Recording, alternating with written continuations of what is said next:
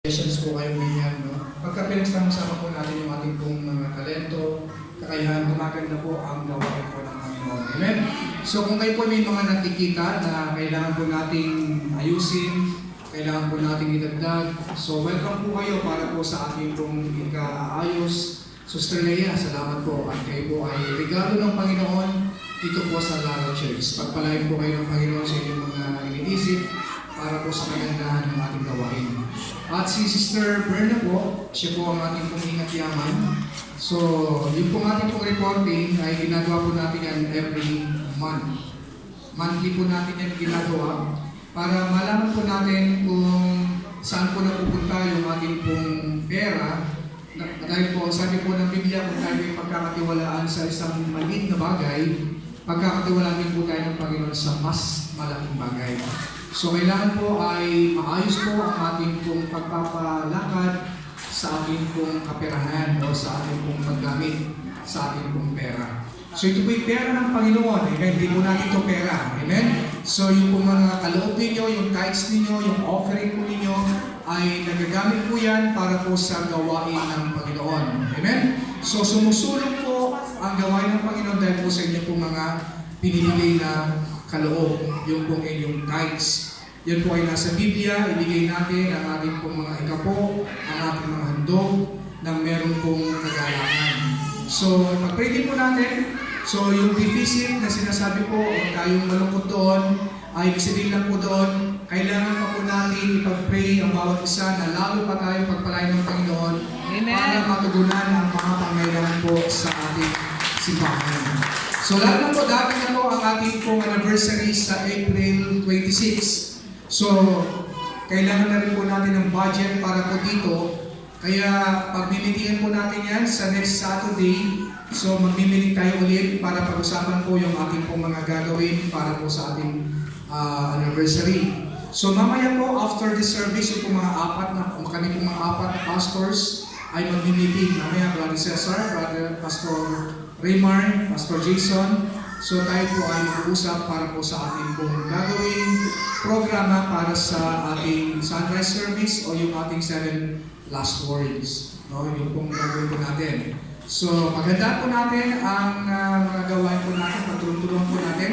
Salamat po sa inyong pong mga ginagawa na ang Diyos ang gaganti, ang Diyos ang magpapala. Sabi niya, in everything you do it for the glory of God. Pagka pinagsama-sama po natin yung ating mga kakayahan, yung ating mga talento para sa kapurihan ng Panginoon, ang Diyos po ang siyang magpapala sa atin. Amen? Wala pong nasasayang, wala pong lugi sa paglilingkod sa Panginoon. Maliit na bagay ay hindi po yan maliit, kundi yan po ay pantay-pantay sa harapan ng Panginoon. Amen? So, may kanya-kanya tayong kakayahan. No, dapat po pagsamasamahin natin yan para po sa kapurihan ng Panginoon. Hindi na po ako magpapakatagal sa ating pong tagapagsalita. Alam po niyo, napakapalad po ng Lara Church dahil meron po kayong mga pastors na nag-aalaga sa inyo, mga nagpapastol sa atin, mga tupa ng Panginoon. Iba-ibang mukha, iba-iba ang kakayahan, iba-iba ang puso, pero isa ang dahilan kundi papurihan ng Panginoon. Amen? Paglingkuran ng Panginoon. Ngayon po, ay hindi na po magpapakatagal. Ang ating pong tagapagsalita ngayon ay ang lingkod ng Panginoon na siya po yung pastor doon po sa Makalong na ating pong naumpisahan. Salamat Pastor Cesar na siya po ang nagpipres doon kapag wala po tayo. So tulong-tulong tayo para po sa kapurihan ng Panginoon. So pipipray din po natin ang Bayan ng Lapas. Tinatarget din po natin ang Bayan ng Lapas. Nag-usap na po kami ni Pastor Jason tungkol dito na magkakaroon tayo ng plano po na magbukas ng gawain din po sa bayan. Amen. Amen. Sabi nila, mahirap daw impluwensyahan ng barangay ang bayan. So patutunayan po natin sa tulong po ng Panginoon, ang barangay ang mag-impluwensya sa bayan. Amen. Amen. Kasi sabi nila, yung bayan ang magdadala ng impluwensya sa bawat barangay. Amen. So ngayon po, salamat sa buhay po ni Pastor Raymar Magleo. Tama po ba ang ating binigay na apelido? Yan. Yung po yung mga, alam po yung pag naglilingkod ka sa Panginoon, lalo kang gumugwapo. Amen? So, tingnan mo, magkamukha kami, no? May Hallelujah. Sa Diyos ang papuri. Salamat po, Pastor. Isang maganda at mapagpalang umaga po sa ating lahat. Nagugutom na po tayo. Amen. Kasalita ng ating Panginoon. Amen. So isang maganda at mapagpalang umaga po sa ating lahat. Amen. So pakibati mo naman po yung katabi mo ng isang maganda at isang mapagpalang umaga sa iyo, kapatid. Amen. So medyo ugayin mo. Baka inahanap ko yan eh. Ugayin mo. Yan, ugayin mo. Amen. So may mga first timer po ba tayo sa umaga na may bago po tayong bisita? Dalawa po. Sino po yung ating bagong bisita po? Ewan, yung pamangkin. Pamangkin po ni Sister Lea. Apo na po pala. Amen. So, Brad, pwede mo tumayo. Ano pong pangalan, Sister Lea? Si John. Amen. Mahirap yung pangalan din kasi na. Amen. But praise God. No, nakasama ka namin sa araw na ito. Alam namin na hindi ito yung huli. Bagus ito yung simula ng paglapit mo sa Panginoon. Amen. At si Brother Mac. Pwede tumayo, bro. Yan. Amen. So, yun po ang ating manggugupit po ng mga pupogi ng youth ng Barangay Lara at ng Lara Evangelical. Amen. Kaya kita niyo po, magkakamukha ang gupit nila. Sa susunod, dyan na rin ako magpapagupit para kamukha na rin nila. Amen. So, alam niyo po, welcome po kayong lahat dito, mga kapatid, no?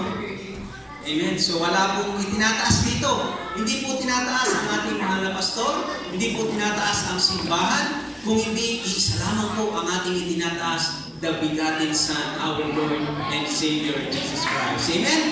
Kaya po mga kapatid, patuloy lamang po tayo. Amen? Huwag tayong tumingin. Huwag tayong tumingin sa tao. Dahil ang tao nagkakamali, nangihina po yan. Amen? Alam niyo po, kanina habang nag-aawitan po tayo, sabi ko, parang pwede bang awitan na lang?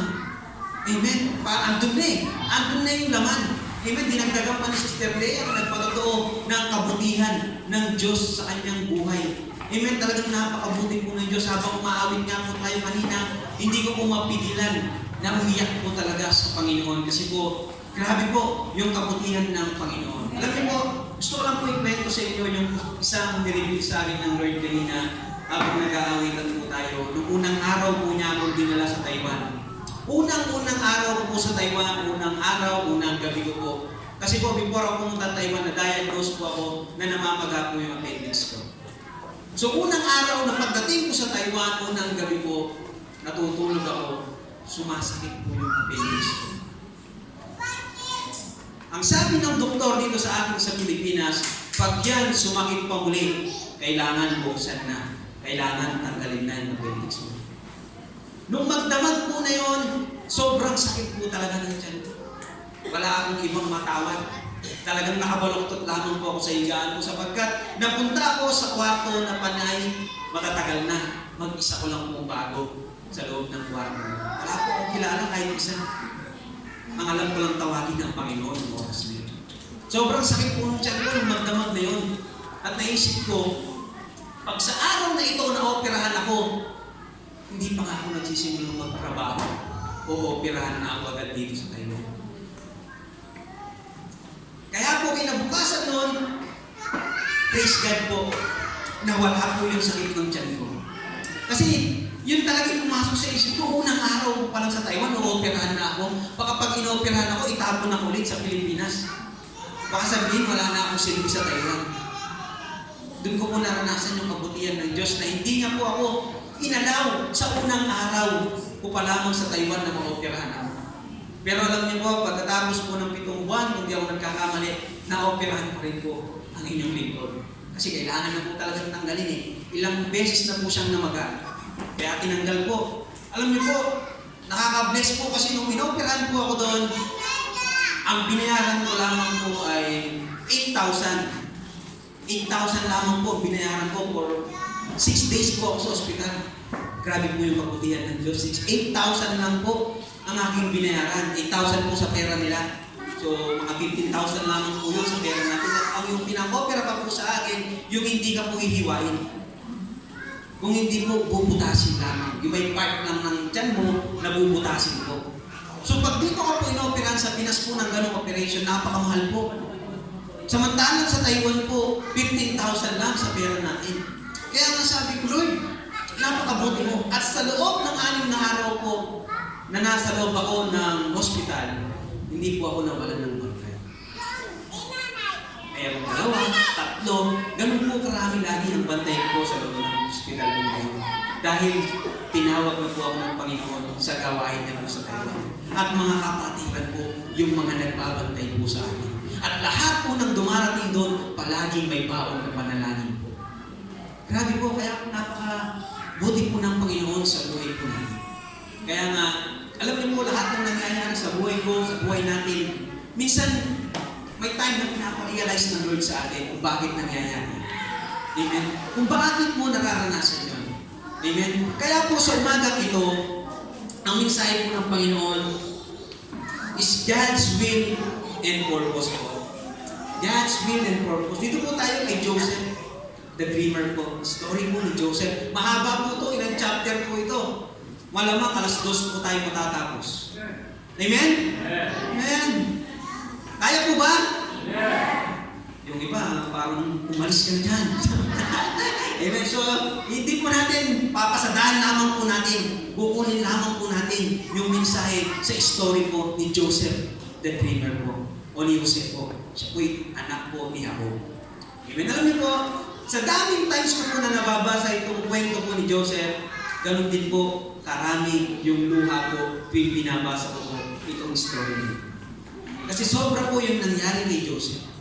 Amen. So, pag-aralan po natin yung buhay po ni Joseph. Sabi po dyan, in Genesis chapter 37, verses 3 to 11. Sabi po dito, mas mahal ni Israel si Jose kaysa ibang mga anak.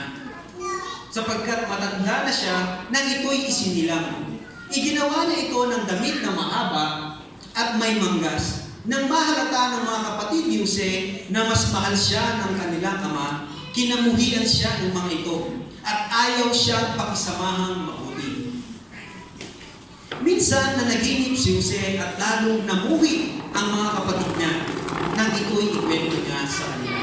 Sabi ni Jose, napanaginipan ko na tayo ay nasa bukid at nagbibigis ng trigo. Tumayo ang aking binigis at yumukod sa paligid nito ang inyong mga binigis. Ano? Ang ibig mong sabihin ay maghahari ka sa amin? Tanong nila. At lalo silang nagalit kay Jose. Na naginip muli si Jose at isinalaysay sa kanyang mga kapatid ng ganito. Nakita ko ang isang panaginip na ang araw, ang buwan, at ang 11 bituin ay yumuko sa aking harapan. Sinabi rin niya ito sa kanyang ama, at ito'y nagalit din sa kanya. Anong ibig mong sabihin? Tanong ng ama. Kami ng iyong ina mga kapatid ay yuyukot sa harapan mo. Inggit na inggit kay Jose ang kanyang mga kapatid. Iniisip naman mabuti ng kanyang ama ang mga bagay na ito. Tayo po yumuko at manalangin. Dakilang Diyos, Ama namin banal at makapangyarihan sa lahat. Salamat po sa umagang ito, Panginoon, na dinapon niyo kami sa biganing ito. Tinipon niyo po kami sa biganing ito, Panginoon, upang ikay aming papurihan, upang ikay aming kapilahin, upang ikay aming sampahin sa Espiritu at katotohanan, Panginoon. Salamat po sa pagkilos ng inyong banal na Espiritu, Panginoon, at sa pag-aaral po namin ng inyong mga salita, Panginoon. Ikaw, Lord, ang patuloy na maging speaker namin sa umagang ito. Patuloy, Lord, ang likod niyo po sa buhay niyo po ito, itago niyo sa inyong likuran. Ibaba niyo po ako sa pinakamababang antas na paglilingkod at ang pangalan mo lamang ang maitaas sa aking buhay, Panginoon. Lord, pagpalain mo ang inyong mga salita sa umagang ito at pagpalain niyo po ang lahat ng makakarinig ng inyong mensahe sa umagang ito. Patuloy ka namin pinasasalamatan at pinupuri in Jesus' name. Amen. Amen. So, God's will and purpose. Naniniwala po kayo na may will at purpose ang buhay po natin sa mundo ito. Amen. So, umagang ito, naniniwala kayo na may will and purpose ang Lord kung bakit tayo nagsasama-sama sa oras na ito. Amen. Amen. May will, may purpose ang Lord. Hindi niya basta tayo pinapupunta tuwing araw ng linggo sa bahay-sambahan ito nang wala lang. Amen. Kundi mayroong will and purpose ang Lord sa buhay po natin. Yan po, ganyan po. No? Para po mapapurihan, para po maitaas po ang pangalan ng Panginoon sa buhay po natin. Amen? Alam niyo po, kagabi, naglaro ako ng basketball. Sa sobrang tagal kong di naglalaro, kaninang paggising ko, hindi ako makabangon. Ang sakit po talaga ng katawan ko, sabi ko. Pero alam niyo po, minsan naririnig ko lagi sa mga nagbabasketball, wala akong na-shoot. Wala akong nagawa. Amen? Pero bakit ka ba naglalaro sa isang game? Merong will and purpose. Amen? Sa isang paglalaro mo sa isang paligsahan, kailangan isisik mo yung purpose mo. Amen? Hindi pwedeng lahat kayong magkakasama na naglalaro, ganoon iisa ang sitwasyon nyo. Iisa ang purpose nyo. Amen? Parang sa loob ng simbahan mo na ito, iisa po ang purpose natin. Tama po. Pero ang will ng Lord sa buhay natin ay iba-iba po. Amen? Merong will ng Lord na tumayo ka dito sa harap. Merong will ng Lord mag-win ka ng soul sa labas. Iba-iba po. Pero ang purpose, isa po. Amen? Ganun po ang Lord sa buhay po natin. Amen? Kaya po, isip po natin yung will and purpose ng Lord sa buhay natin upang ang isa po ang buhay natin. Sabi nga ng Lord, dumating ako rito upang magkaroon ka ng buhay na ganap at kasiyasiya. Kung masisig mo ang purpose at will ng Lord sa iyo, mararanasan mo yung buhay na sagana at kasiyasiya. Amen? Kasi sabi nga ni Pastor, nakakapagod sa mundo nito. Yes, nakakapagod po. Talaga, sobra. At napakabilis po ng oras ngayon. Tama po. Napakabilis ng oras. Kahapon nga po, naiwan kami ng brother-in-law ko po sa bahay ko. Naglaba lang po ako ng damit namin ng anak ko. Tapos, lumabas siya sa kwarto. Alas 12 na, sabi niya sa akin. Ang bilis ng oras, sabi niya. Oo nga, sabi ko, ang bilis ka niya. Kasi alas 12 na, wala pa kami kulang dalawa. Dalawa na lang po kami, wala pa kami kulang parehas. Sabi ko sa kanya, ako okay na ako dyan sa sardinas ka ako. Ikaw na lang bahala kung gusto mong ulam. Sabi ko. Kaya sabi ko, ba't ganun, Lord? Ang bilis niya ng oras mo, parang nagigising mo lang, tanghalian, matulog ka lang ng tanghali, gabi na naman. Isipin mo na naman, isasain mo na naman. Isipin mo anong ulam na naman. Amen? Alam niyo po, kung hindi natin sinisik ang will at purpose ng Lord, paikot-ikot lang. Paikot-ikot lang. May narinig nga po ako, nasa Taiwan ako, sabi ng isang kakilala ko doon, sabi niya, alam mo, Brad, kanya, buti pa kayo, may gawain kayo, sabi niya. Kami, alam mo, ang buhay namin, trabaho, kain, tulong, trabaho, kain, tulong, trabaho, kain, tulong. Buti pa kayo, may gawain. Amen? Alam niyo po, sabi ko, na-bless nga po ako sa part na yun kasi kung ang buhay mo, ganun lamang, kain, tulong, trabaho, boring, nakakainip. Amen? Nakakatamad pagkaganon po. Kasi paulit-ulit eh. Pag ganun ang buhay mo, parang gigising ka na lamang sa umaga para tapusin ang isang araw. Amen? Pero ang Lord, binigyan po tayo sa isang araw ng pare-parehas ang oras. Wala pong lumalampas, walang may 25 hours sa atin sa isang araw. Amen? Pare-parehas po ang oras po natin. Pero paano po ba natin ginagamit ang 24 hours po na ibinibigay ng Diyos sa buhay? Amen? Kailangan isip po natin yung purpose po at will po ng Lord sa buhay po natin sa bawat araw. Amen? Balik po tayo dito sa message po natin. Sabi po dito, God's will and purpose in every trials. Amen? Sa lahat daw po ng pagsubok, merong layunin at merong kalooban po ang Diyos sa buhay po natin. Hindi lamang basta ka nakakaranas ng pagsubok. Sino po may pagsubok sa oras na ito? O sa sitwasyon ng buhay natin, lahat po tayo may pagsubok, tama? Ay, yung iba walang pagsubok. Amen? Minsan, sabi nga po ni Sister Len, nakakaranas tayo. Minsan, kukulang yung financial natin. Amen? Namang problema tayo palagi. Palagi merong pagsubok po. Pero bakit nga ba paulit-ulit yung pagsubok sa buhay natin?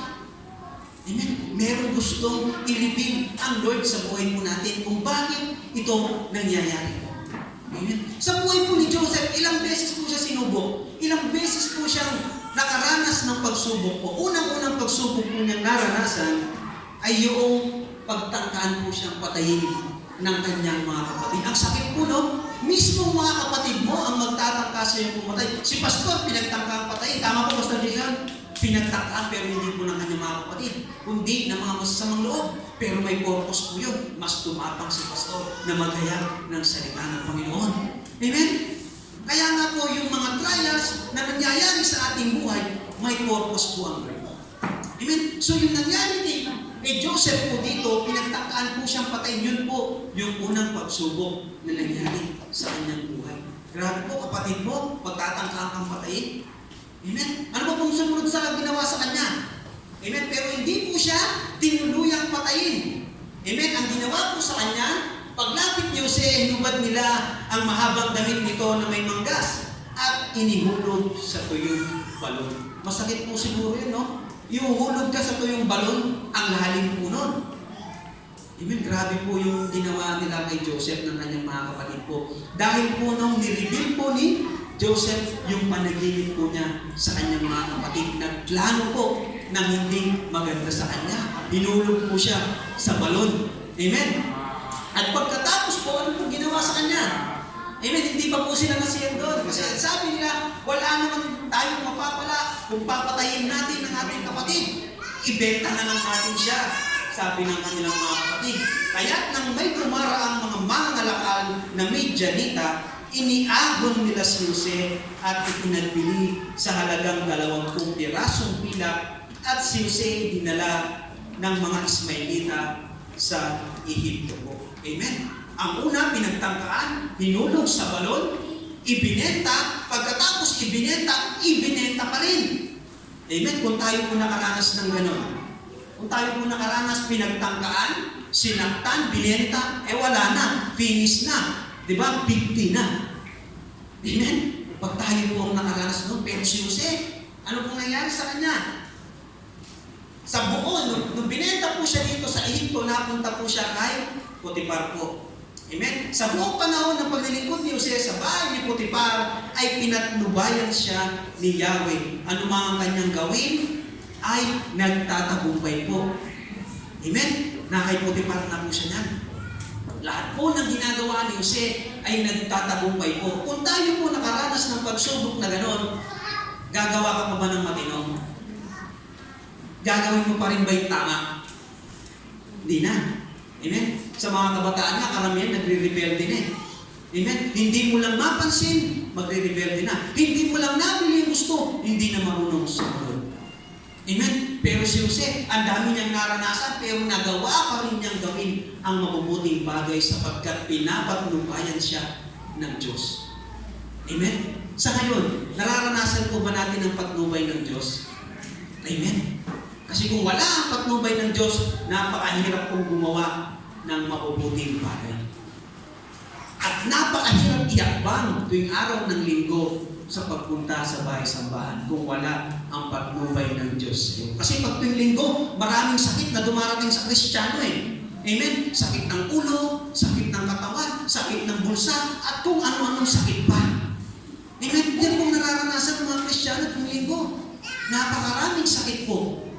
Amen? Yun po yung gawa ng kaaway sa atin. Kaya po, si Jose, pinapatnubayan siya ng Diyos, ginawa pa rin po niya ang tama po sa kabila po na nangyari sa kanyang buhay. Amen?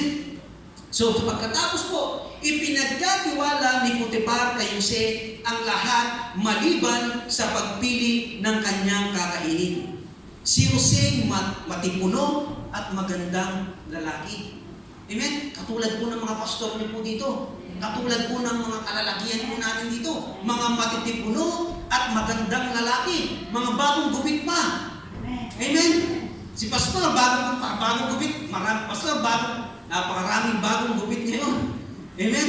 Baka sa susunod na linggo, lahat na nakabagong gupit. Amen? Kasi ang mga lingkod ng Panginoon ay matitipuno at magandang lalaki. Amen? Sabi nga ni pastor, doon pag nag-born again tayo sa langit, bago lahat. Amen? Kaya doon magaganda lahat eh. Amen? Kung nakikita mo yung ganda ng iyong kapatid ngayon, kagwapuan ng kapatid mo ngayon, doble po doon pag tayo po ay kinuha na ng Panginoon. Gusto niyo po bang kunin na ng Panginoon? Para sabi, pwede bang mag-isip muna? Ayaw niyo bang kunin ng Panginoon? Ay, di muna po.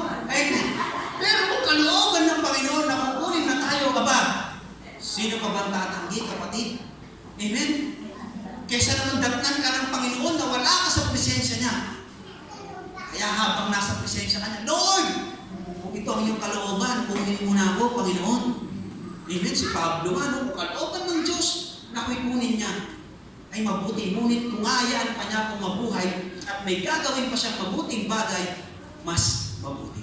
Amen? Kaya po ang buhay natin, hanggat meron tayong hininga, merong gagawin ang Panginoon sa ating mga buhay po. Amen? Alam niyo po, hindi pa natapos ang pagsubok kay Jose po. Dahil magandang lalaki si Jose at matipuno, katulad ng mga kalalakihan ng Lara Evangelical Holiness Church. Ano pong ginawa sa kanya? Ng asawa po ni Potiphar. Inakit po siya. Amen?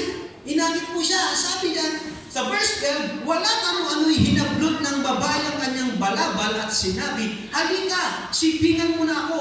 Ngunit ano pong ginawa ni Jose? Patakbo siyang lumabas. Ngunit naiwan ang kanyang balabal sa babae. Amen? Kaya tayo, pag inaatake tayo ng kaaway, huwag kang lumapit pa, kundi layuan mo. Amen? Huwag mong subukan na kaya mo. Kailangan takbuhan mo katulad ng ginawa ni Jose. Amen? Kasi hindi mo pwedeng, Lord, kaya ko na, testingin mo nga. Ay, walang testingan, kapatid, pagdating sa kaaway. Kasi ang kaaway, sasakmalin ka niya. Hindi mo pwedeng sabihin sa kaaway, testing lang ha, testing lang. Amen? Kaya katulad po ni Jose, kailangan takbuhan mo. Yung pinakamabilis mong takbo, ang gawin mo. Hindi yung magpabagal-bagal ka. Amen? Ganun po, napakaraming pagsubok kay Jose. Amen? At pagkatapos nito, dahil nakuha ang kanyang balabal, binaligtad po siya nung asawa ni Potiphar po. Ano pong ginawa? Nagalit po si Potiphar dahil sa kwento po ng kanyang asawa. Dahil ang sabi, pinagtatangkaan daw po siya ni Jose, yung asawa po ni Potiphar. Amen? Ang totoong nangyari ay inaakit po siya nung asawa po ni Potiphar. Dahil nung moment na yun, wala si Potiphar po sa kanilang tahanan po. Kaya nagkaroon ng oras ang asawa po niya. Amen? Kaya po, huwag niyo pong hahayaan na mawala ang presensya ng Panginoon sa ating buhay.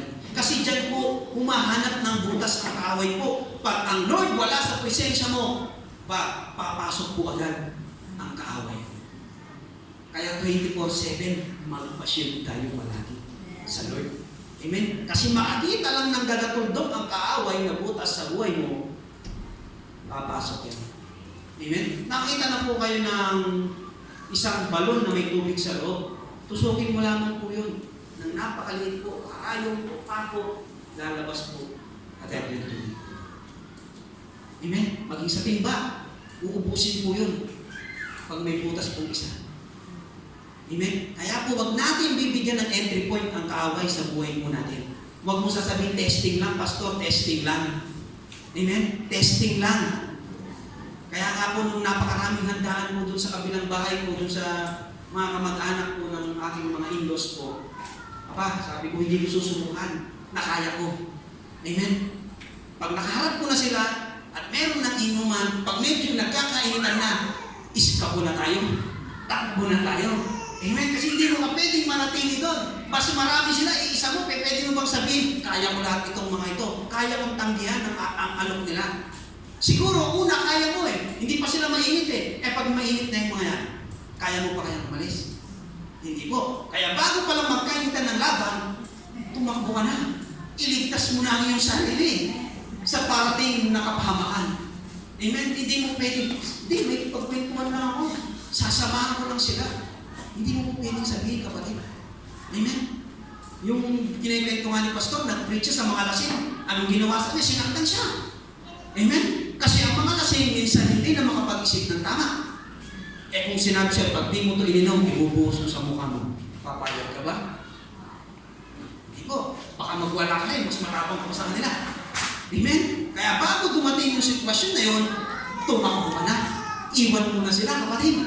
Amen? Kaya nga po, habang nakaupo ako doon, yung anak ko, may taga-review ko eh. Dati, umiinom nga. Sabi sa akin yung anak ko. Kasi po, nakita niya sa baso ko, meron akong iinom na soft drinks. Oo, sabi ko. Sabi ng anak ko sa akin. Ang tabang po ng anak ko sa akin. Kala po niya, ang pinapakalitan pa po niya yung mga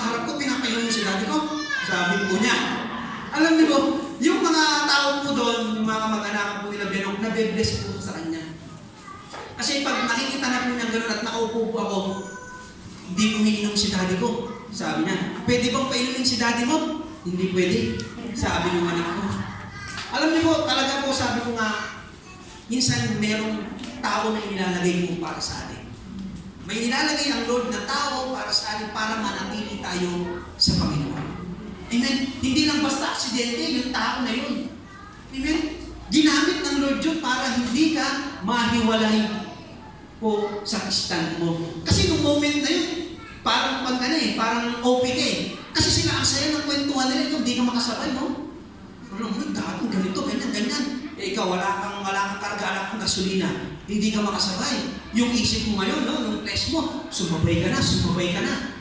Para ikaw pinta rin, bumangka ka na. Amen? So, ganun po, sa buhay natin, pag merong temptation, takbo po tayo agad. Huwag natin testingin. Walang testingan po pagdating sa kaaway. Mautak po ang kaaway. Kung nakakita siya ng pagkakataon, susunggaban ka po niyan. Kaya po yun yung nangyari po kay Jose po. Amen? So susunod po, dahil nga pinagtubayan si Jose, nagalit si Potiphar sa kanya, pinabilanggo po siya, dahil hindi siya pinabayaan ng Diyos, ang bantay ng bilangguan ay naging mabait po sa kanya. Amen?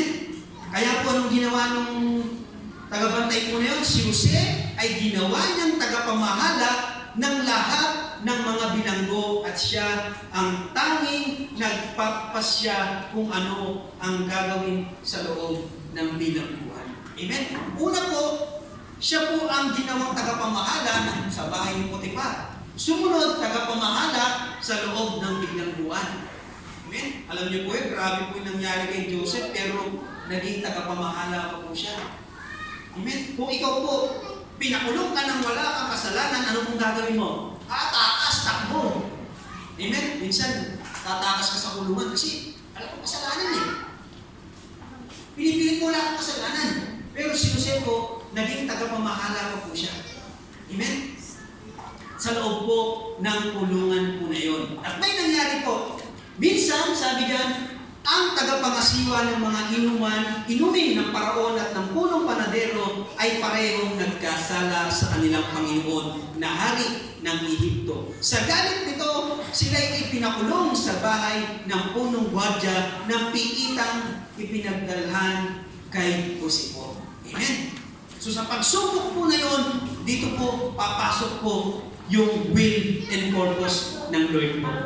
Dahil po nung nakulong po yung dalawa na yun, nananaginip po yung dalawa na yun, at si Joseph ang mag-interpret po ng panaginip po nila.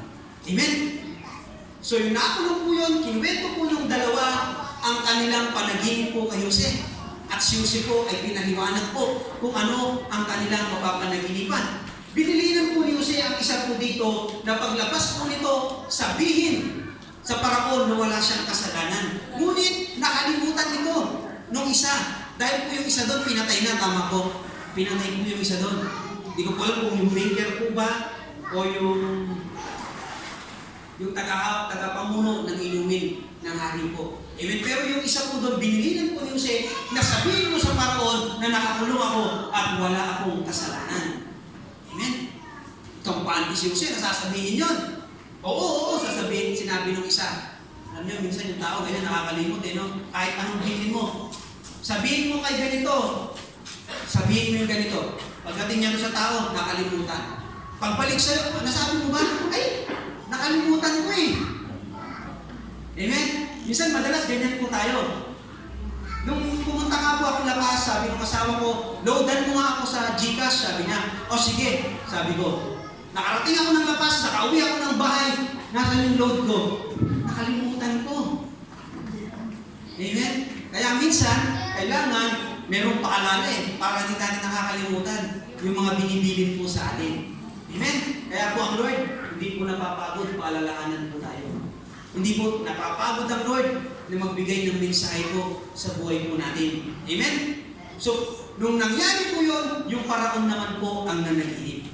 At doon po naalala ng tao na mayroong isang nakakulong doon na kaya niyang magpaliwanag ng panaginip. Ipinatawag siya ng paraon at doon po, doon po niya ipinaliwanag ang panaginip ng Paraon. Genesis chapter 41 verses 29 to 30. Amen. Sabi diyan, pinaliwanag po ni Jose, sabi doon, magkakaroon ng 7 kasaganaan sa buong Ehipto.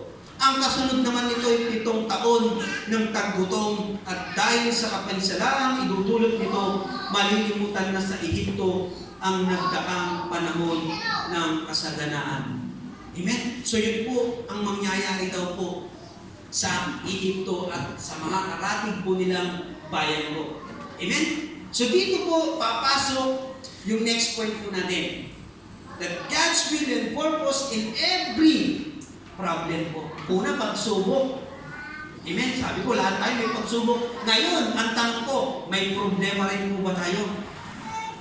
Ay, wala po problema. Praise God! Palakpakan nga po natin ang Panginoon. Wala po problema ang bawat isa. Amen? Wala po ang problema. Amen? Wala talaga. Nagugutom na po kayo siguro. Amen? So alam niyo po, lahat tayo may pinagdaraan ng problema sa buhay.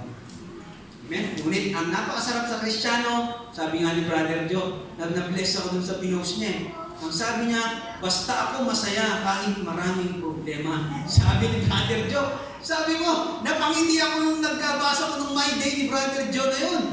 Ako sabi ko, ano, bakit ka malulungkot? Hayaan mo yung problema. Maging masaya ka. Amen? Yung problemahin niya yung problema niya. Ikaw na tao, maging masaya ka dahil may Diyos ka sa buhay. Amen? Hindi ba yung simpleng post ni Brother Joe, nakaka-bless.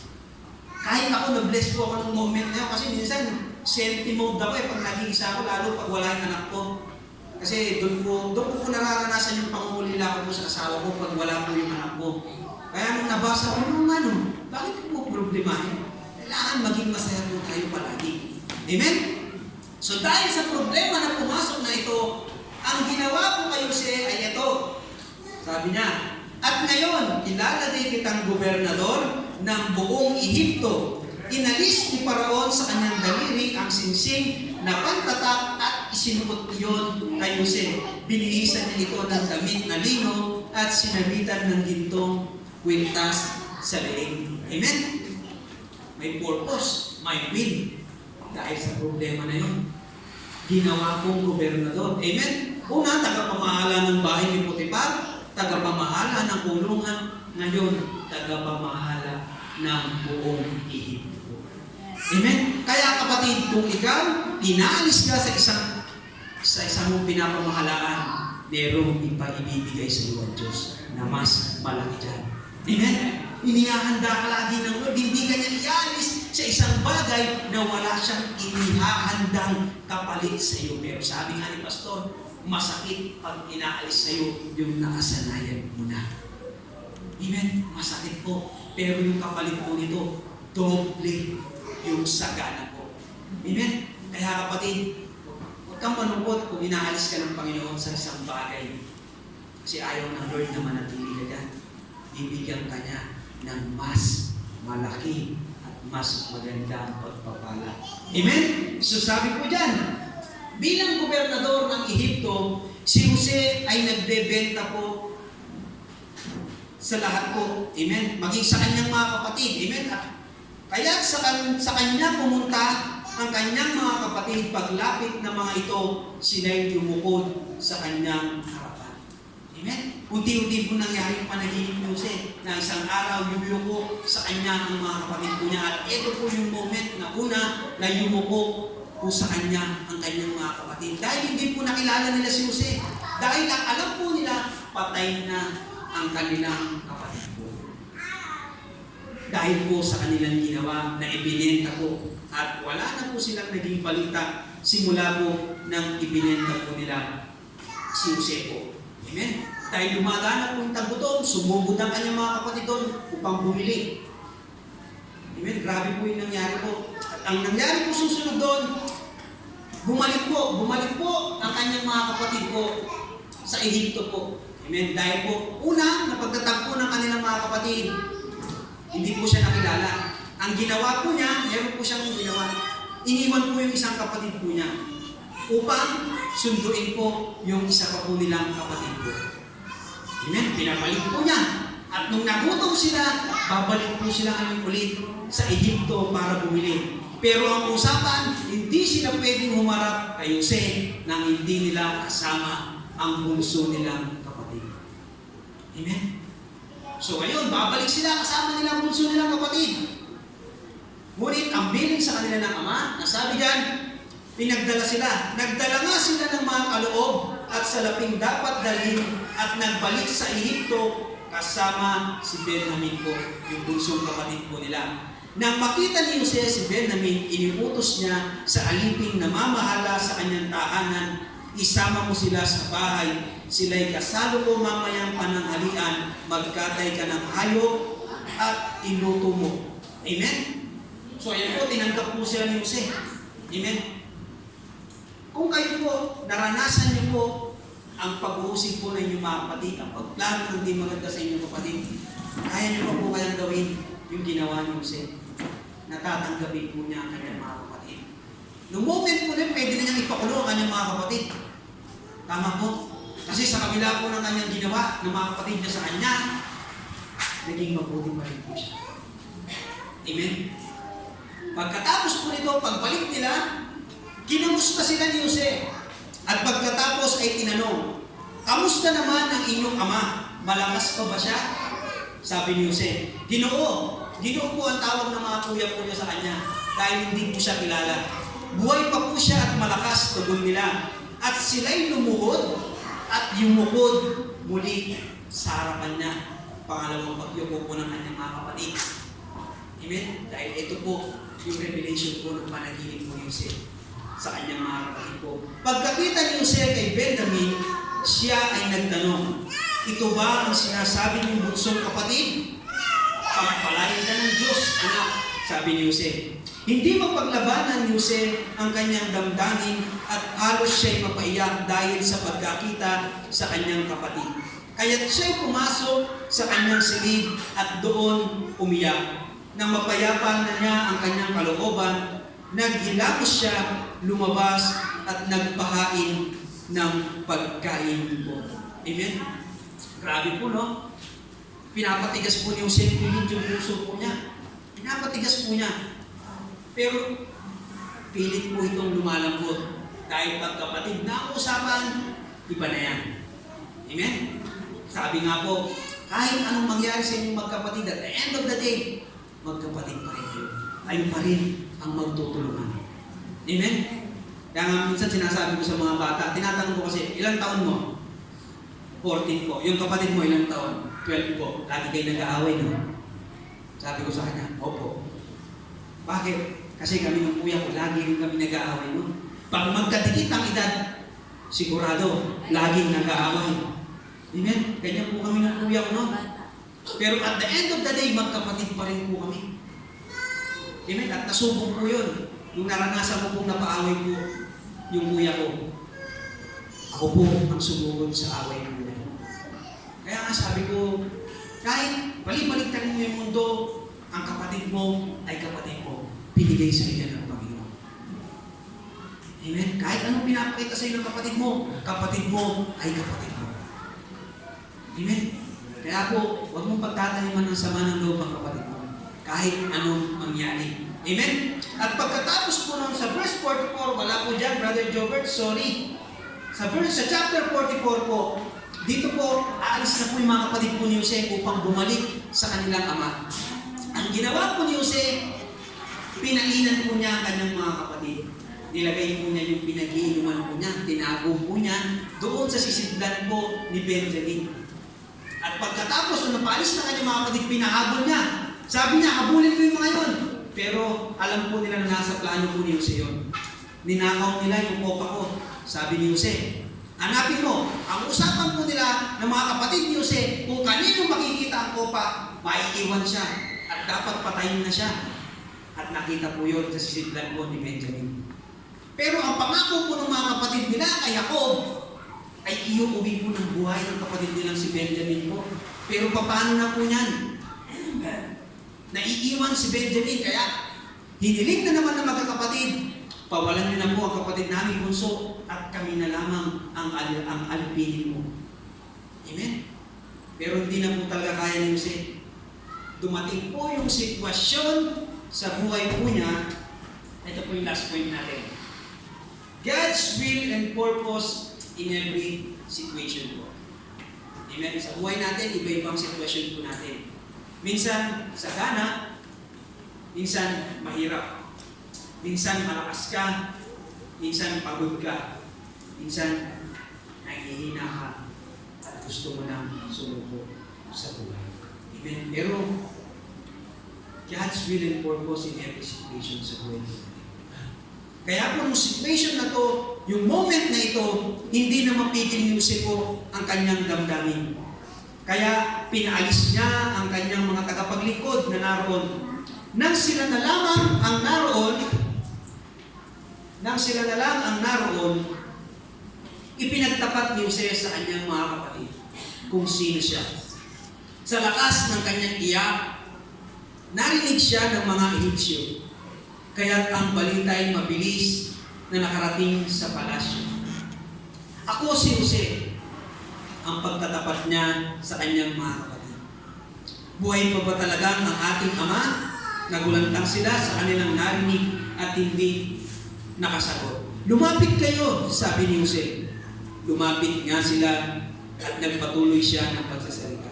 Ako nga si Jose, ang inyong kapatid na ipinagbili ninyo sa Ehipto. Ngunit wag ninyong ikalungkot ang nangyari. Huwag ninyong sisihin ang inyong sarili sa ginawa niyo sa akin.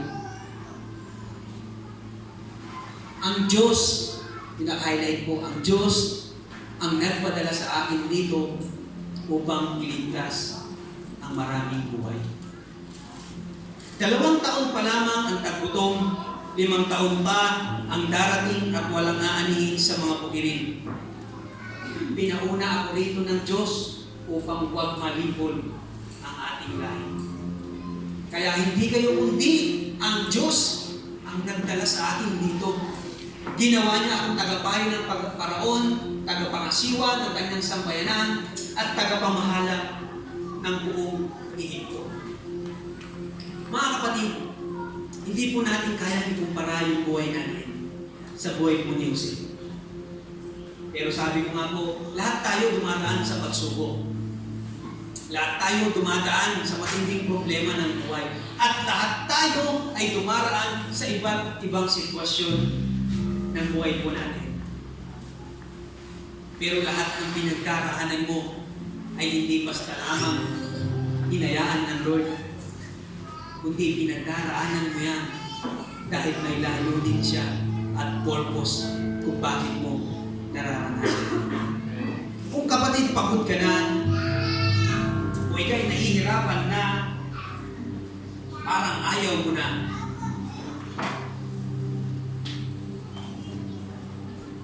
may purpose ang Lord kung bakit mo nararanasan na.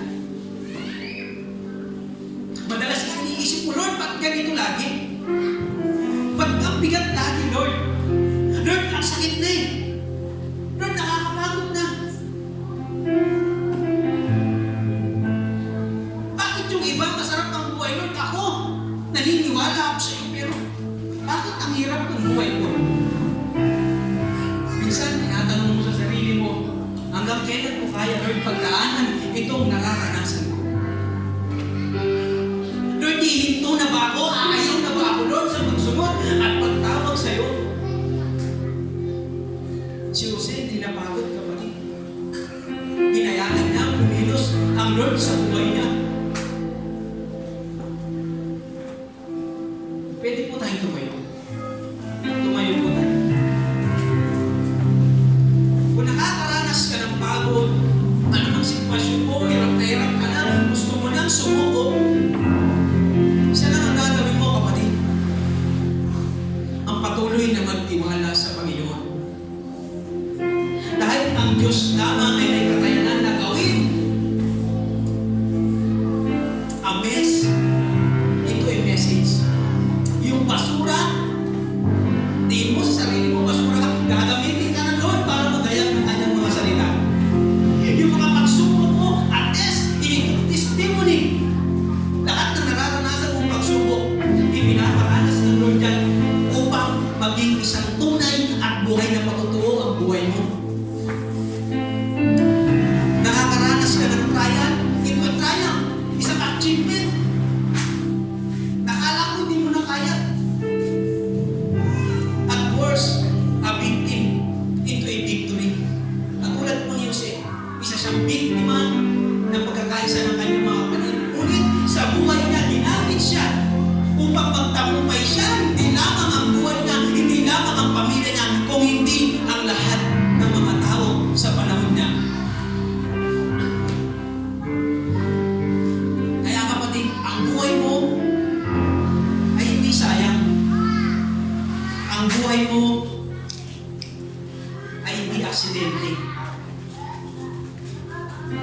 Ang bawat buhay natin ay may gagawin ang Panginoon.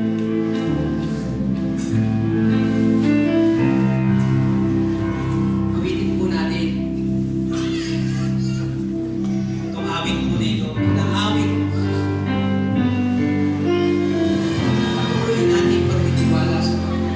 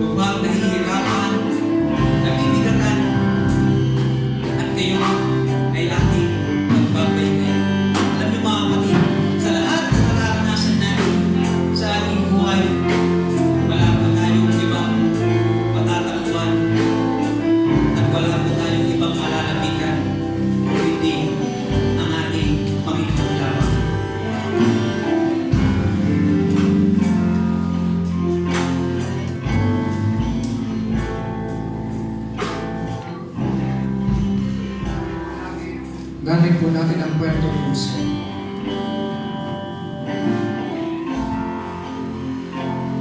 Wala pong malas sa ating mga Kristyano. Ano man ang nangyayari sa buhay mo, minsan nakikita mo parang minamalas ka, ninegosyo ka, pero walang magandang resulta sa iyong negosyo. Nagtatanim ka, ngunit walang inaani ang iyong tanim.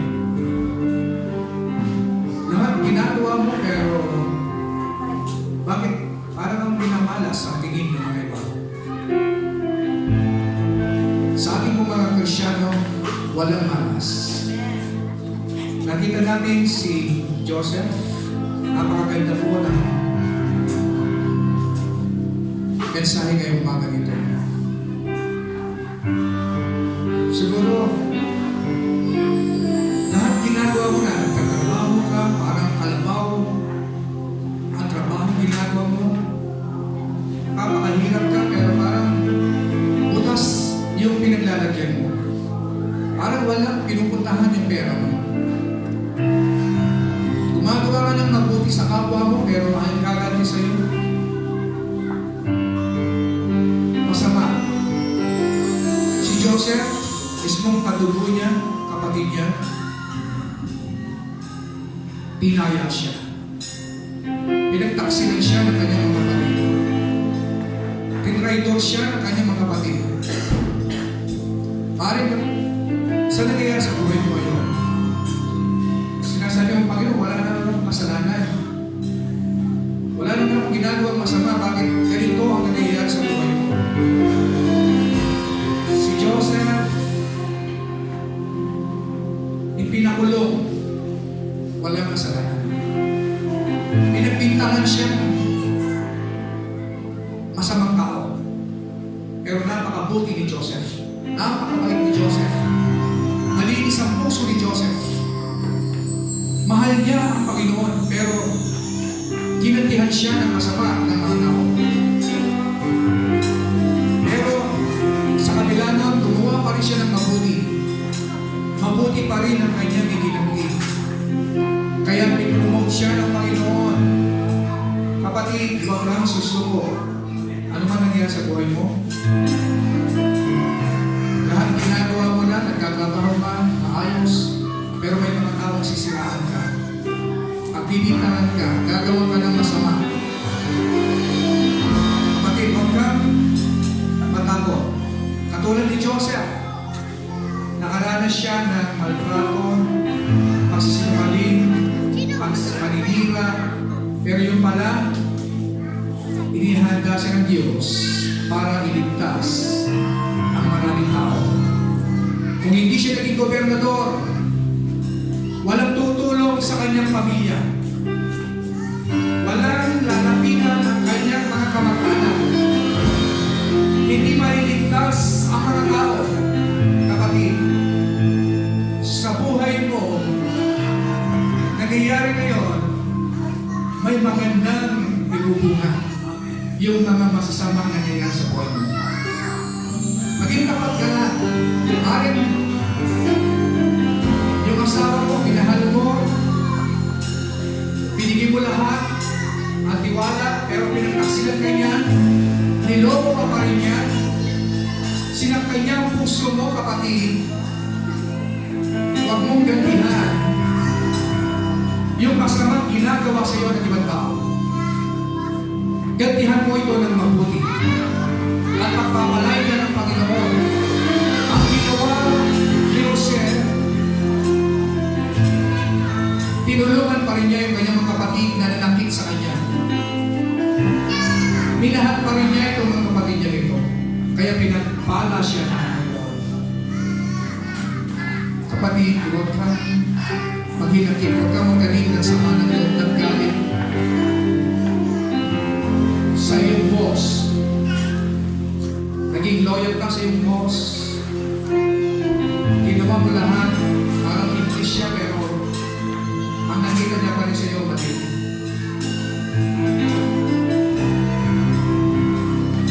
Magulang mo, kapatid mo, kasama mo, hindi po aksidente lahat na nangyayari sa buhay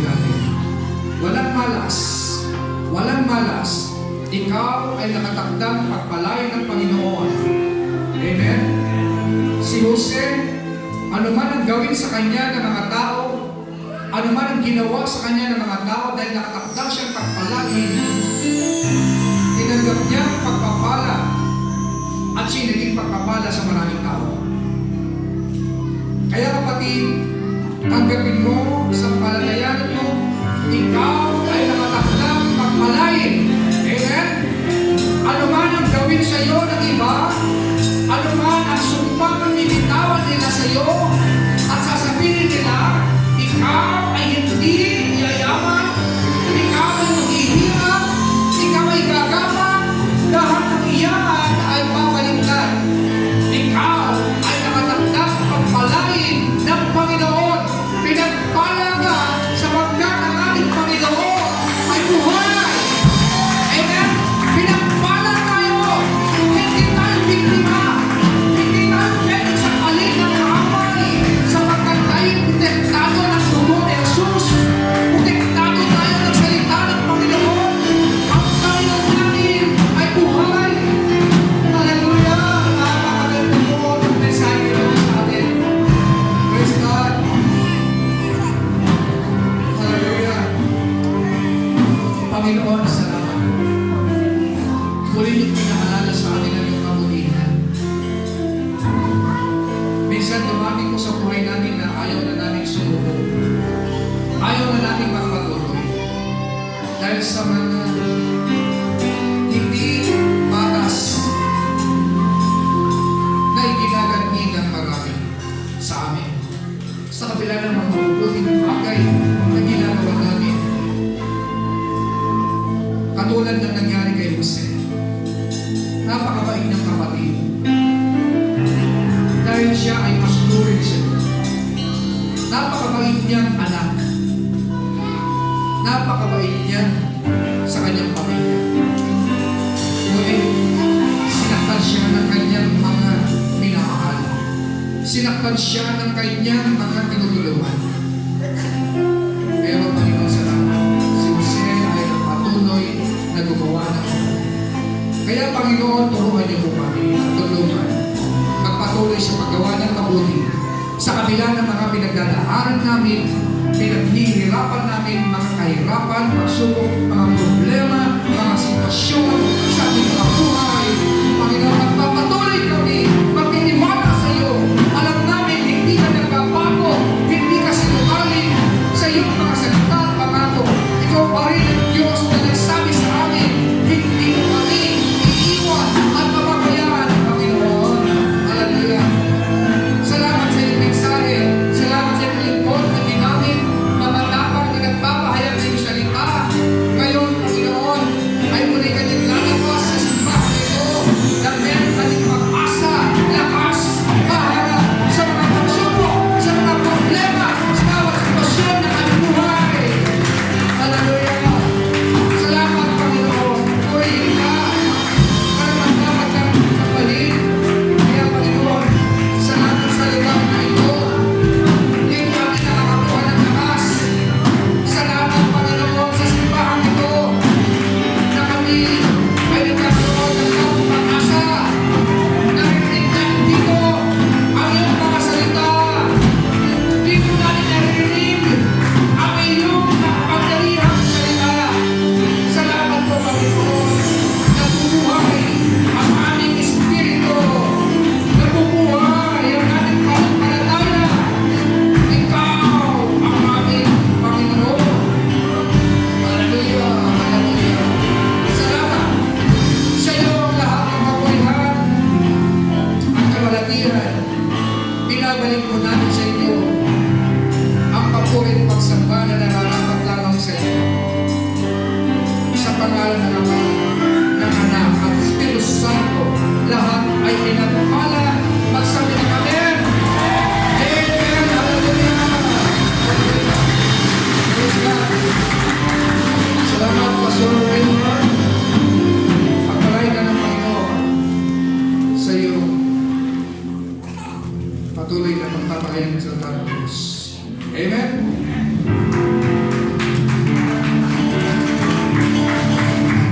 Amen. Tayo po na